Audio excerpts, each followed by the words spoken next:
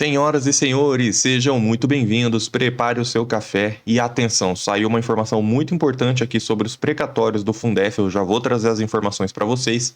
Tudo que eu peço é que você se inscreva nesse canal, deixe o like para esse vídeo chegar a mais pessoas e seja bem-vindo. Se você não me conhece, eu sou Nakamura, advogado e professor há mais de 10 anos. Estamos juntos na linha de frente contra as injustiças que cometem contra vocês, aposentados, pensionistas, professores, servidores públicos. Estamos juntos na luta e eu gosto de começar o vídeo com a palavra de hoje.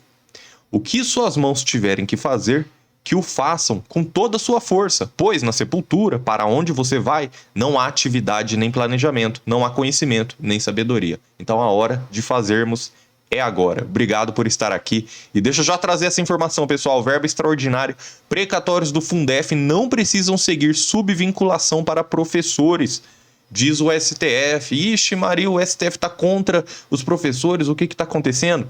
Calma, que a gente vai mostrar aqui o que foi a decisão. Porque às vezes a gente vê só a chamada, né? Fala, vixe, Maria, o que estão decidindo aqui? Então calma lá, vamos seguindo que você vai entender tudo. Ao receber verbas da União decorrentes de repasses não feitos ao Fundo de Manutenção e Desenvolvimento do Ensino Fundamental e Básica, via precatórios, estados e municípios não precisam destinar 60% para pagamento de professores da educação básica. Calma lá. Essa foi a conclusão alcançada pela STF, que julgou improcedente a ação de descumprimento de preceito fundamental ajuizada pelo Partido Social Cristão contra um acórdão do Tribunal de Contas da União.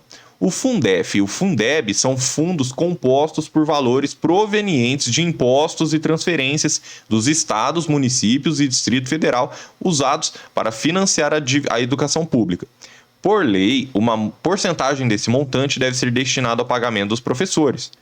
O artigo 60 do Ato das Disposições Constitucionais Transitórias, ADCT, ainda prevê que cabe à União complementar esses fundos quando, em cada estado, município ou Distrito Federal, o valor por aluno não alcançar o mínimo definido nacionalmente. Acompanha comigo aqui. O problema é que entre 98 a 2006 a União complementou essa verba de forma insuficiente. Esse erro de cálculo levou à judicialização do caso com condenação ao pagamento das diferenças por meio de precatórios. Você já viu um vídeo aqui nesse canal, se você ainda não viu, eu acabei de postar, confere lá também, tá bom? Em 2017, o TCU concluiu que esse alto montante a ser recebido de uma só vez pelos entes federados não precisa seguir a subvinculação, com destinação de 60% para pagamento dos professores, percentual que estava previsto no artigo 22 da Lei 11.494, vigente à época. Entendeu que isso traria efeitos prejudiciais para a continuidade do serviço de ensino e equilíbrio financeiro dos municípios. Então, o que não está vinculado é essa leva aqui, né, dos precatórios, e ao STF, o PSC defendeu que o acórdão fez o oposto. Violou o direito fundamental à educação, à valorização dos profissionais da educação escolar e ao piso salarial profissional nacional. O ministro Alexandre de Moraes foi o relator da ação. Ele concluiu que o caráter extraordinário do ingresso de verbas no Fundeb e Fundef via precatórios justifica o afastamento da subvinculação, pois resultaria no insustentável aumento salarial dos professores do ensino básico. Por quê? Porque esse aqui, conforme o Alexandre de Moraes entendeu, é um dinheiro que vem, igual o nome diz, de forma extraordinária. Essa leva, né? Isso aqui são pagamentos de atrasados, então não quer dizer que vai ter todo ano isso. Então, em razão da regra da irredutibilidade salarial, isso pressionaria o orçamento dos municípios nos períodos subsequentes. Então, viria o aumento agora, só que esse aumento, na visão aqui do Alexandre de Moraes, seria insustentável para os próximos anos, porque não vai ter esse dinheiro também jorrando no cofre do município, né? Sem que houvesse um aumento de renda equivalente. Ao fim e a cabo, isso reduziria investimento em educação para custear os salários aumentados dos professores. De fato, o nível de gastos com o pessoal atingiria patamar não compatível com a realidade financeira do ente público, uma vez que o aporte de recursos via precatório em razão do pagamento judicial das diferenças nos repasses anteriores é um fato isolado e não se repetirá nos exercícios financeiros seguintes, afirmou o ministro. Nesse ponto, a conclusão do relator foi acompanhada à unanimidade pelos ministros do STF. Pessoal, tem dinheiro para tudo, né? Menos para pagar os professores.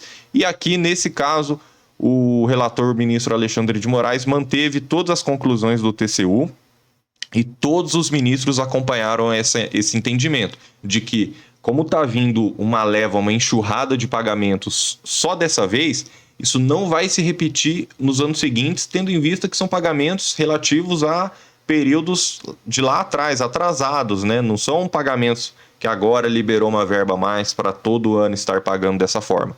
Então, tendo em vista que não pode haver irredutibilidade de salário, não poderia então prover um aumento agora para depois, ano que vem, não ter dinheiro e não pode baixar o salário, né? Então, foi esse o entendimento do Alexandre de Moraes. E teve mais, viu? No mesmo acórdão, o TCU ainda fixou que os recursos provenientes da complementação aos fundos educacionais devem ser utilizados exclusivamente em ações de desenvolvimento e manutenção do ensino. A Corte de Contas proibiu, portanto, a utilização dos recursos alocados nos fundos educacionais para pagamento de honorários advocatícios contratuais. Esse foi o ponto que gerou divergência. Por maioria, o entendimento do TCU foi mantido conforme o voto do ministro Alexandre de Moraes. Ele afirmou que o TCU procurou impedir a aplicação dos recursos do fundo em fim diverso da manutenção e desenvolvimento da educação, de modo a evitar o desvio de verbas constitucionalmente vinculadas. Por quê? Porque o TCU ele lançou um portal de transparência e deu para ver ali, ó, tal município recebeu tanto, tal data. Ah, outro município recebeu tanto, tal data. Aí você via lá, escritório de advocacia recebendo mais de 2 milhões. Aí você fala, ué, mas aí teve município que recebeu 800 mil reais. Teve escritório de advocacia que recebeu mais de 2 milhões. E olha que eu sou advogado, eu vou defender a advocacia até o final.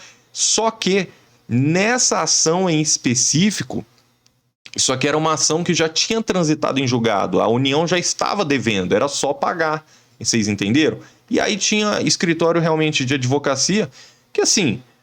se estava lá inscrito no precatório foi porque algum juiz decidiu assim, então, né, já não é nem culpa assim do escritório.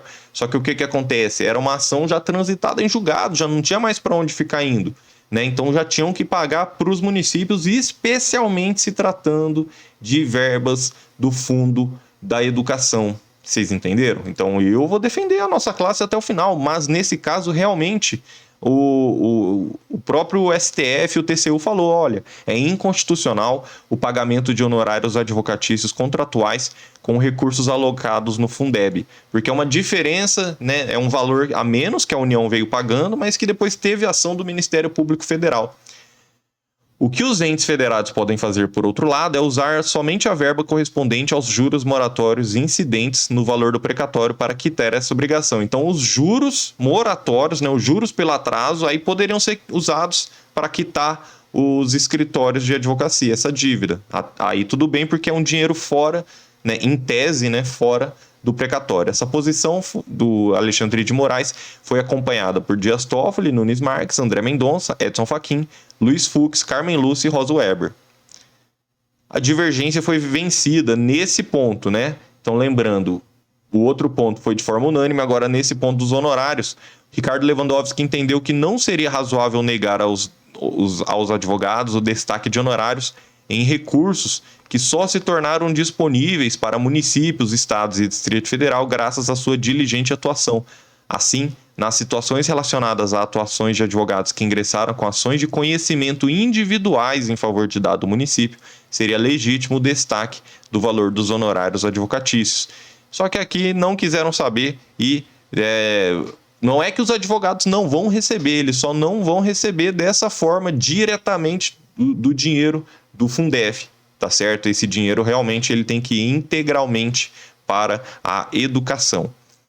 Beleza, pessoal? Então, é um assunto complexo, não é tão simples igual eu vejo alguns canais aí tratando, até por isso que eu quis trazer mais vídeos aqui, porque realmente é uma situação delicada, né? Temos outras informações já vindo por aí, então inscreva-se nesse canal, muito obrigado por estar aqui, que Deus te abençoe e comenta de que cidade que você me assiste e quais as suas dúvidas, porque os próximos vídeos eu vou fazendo em cima dessas dúvidas, tá certo? Que Deus te abençoe e até a próxima.